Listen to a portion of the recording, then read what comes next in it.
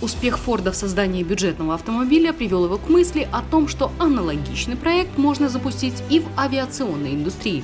Он нанял инженера Отто Коппена и поручил ему создать маленький легкий самолет. Проект был закончен в 1926 году и назван Ford Flivver. В 1928 году пилот Гарри Брукс попытался пролететь на нем из Мичигана в Майами, но упал в воду, а тело его так и не было найдено.